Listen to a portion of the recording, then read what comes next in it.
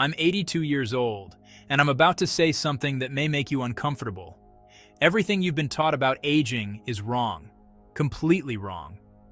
And the most unsettling part is this. The people who were supposed to tell you the truth, your parents, your teachers, society itself, either misled you or never understood it in the first place.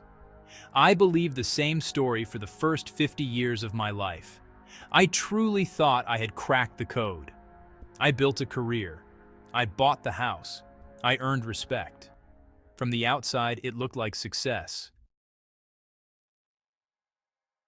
But when I was 52, something happened that shattered that illusion completely. And what I learned in the 21 years that followed changed how I understand life, death, and what actually matters in between.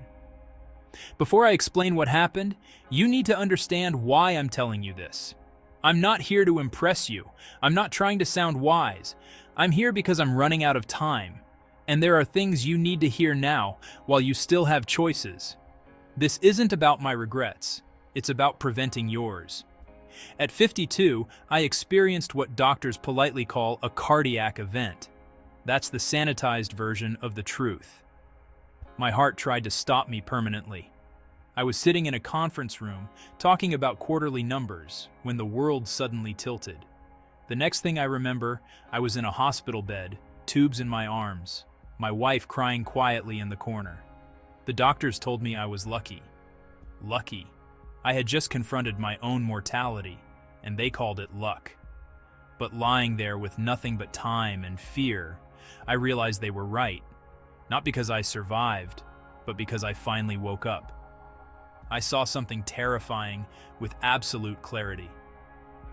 I had been living on autopilot. I wasn't really alive. I was executing a script, checking boxes, chasing approval, meeting expectations that weren't even mine. And this is the part that still haunts me. If I had died that day, if my heart hadn't restarted, what would I have left behind? A well-furnished house? A retirement account? A resume of accomplishments no one would remember a few years later? Here's the lie you're probably telling yourself right now. I have time. I'll do it later, when things settle down, when I'm older.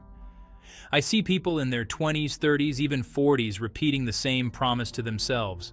When I make more money, I'll be happy. When I get promoted, I'll slow down. When the kids grow up, I'll travel. When I retire, I'll finally live the life I want. Let me save you decades of regret with one hard truth. That moment never arrives. The finish line keeps moving. You reach one milestone and immediately chase the next. You earn more and need more. You succeed and feel empty faster than you expected. And one day you're 82 years old, wondering how your life slipped by so quietly. I did exactly that. I spent 30 years climbing a ladder, only to discover at the top that it was leaning against the wrong wall. And here's the cruel part. You don't get to climb back down and start over. Time doesn't rewind. There's something no one tells you when you're young. Success is a terrible destination. And I say that as someone who reached it. I made partner. I bought the house. I earned admiration. I checked every box, and none of it mattered. You hit a goal and feel incredible for a day or two. Then the feeling evaporates. You return to baseline. So you set a new goal. Bigger, louder, more impressive. It's a treadmill disguised as ambition. A close friend of mine died 3 years ago at 68. He worked 70-hour weeks his entire adult life, built a multi-million-dollar company, rarely took a real vacation, always said he'd slow down next year. Next year came, and he had a stroke. At his funeral, his son stood up and said, "My father was successful, but I barely knew him." Is that what you want left behind? Your deepest regrets won't be about mistakes you made. They'll be about the things you never did. I don't lose sleep over failed deals or bad investments. Those fade. What stays with me are the moments I postponed until they disappeared. The trip to Japan I never took because work came first. The relationship with my brother I allowed to decay. The book I always meant to write. The evenings I missed with my children because I stayed late at the office. These are the things that follow you. The chances you ignored. The love you didn't express. The risks you avoided because fear felt safer than regret. You believe you have endless time with the people you love. Your parents, siblings, friends. You don't. One day, without warning, that time runs out. My father died when I was 45. We had a complicated relationship, and I kept telling myself we'd talk things through when life slowed down, when work eased up. When there was time, there wasn't. Heart attack, gone within hours. My greatest regret isn't something dramatic.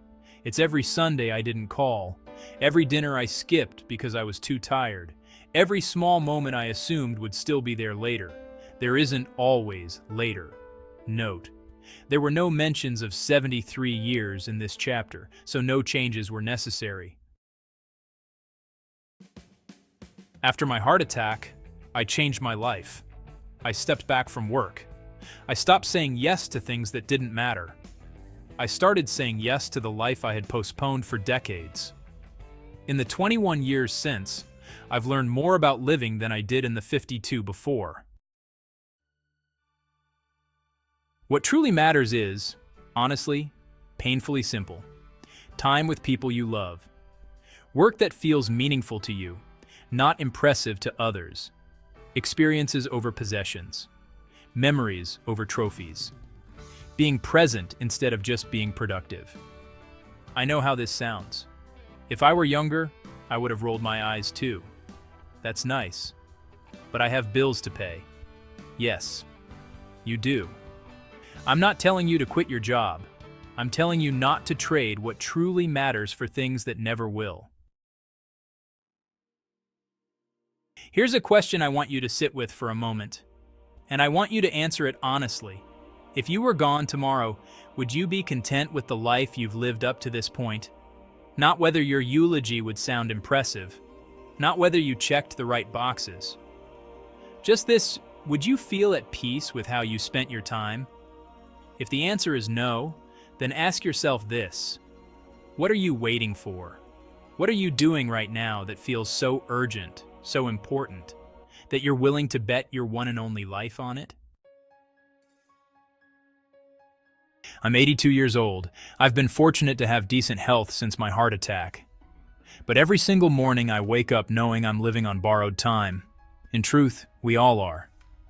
The difference is, most younger people don't feel it yet. They believe they're untouchable. They believe time is endless. It isn't. I have 3 grandchildren, and when I watch them, I see the same patterns I see everywhere today. They're overwhelmed. They're anxious. They're chasing things that won't bring real fulfillment. They're repeating the exact mistakes I made.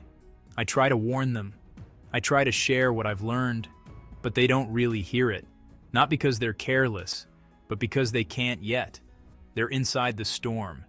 They can't see the patterns from where they're standing. They believe their situation is different, that the old rules don't apply anymore. That's why I'm making this video. Because maybe, just maybe, if enough people hear this, someone will pause, someone will choose differently, someone will avoid the regrets that follow people like me. Every day that passes, you're closer to the end of your life. No one enjoys thinking about that. But the truth doesn't disappear just because it's uncomfortable. You don't have unlimited time. And neither do the people you love. Your parents, if they're still here, are aging every single day. One day, likely sooner than you expect, they won't be. Your friends, your partner, your children. None of these relationships last forever. So what's your plan? Keep delaying that call? Keep postponing that trip? Keep telling yourself you'll make time later? Or are you going to wake up today and start living like your time is finite? Because it is?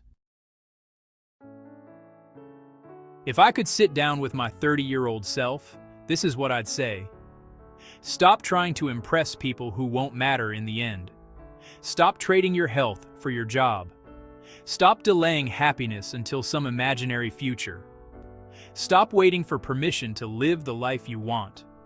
Call your parents more often. Take the trips you keep dreaming about.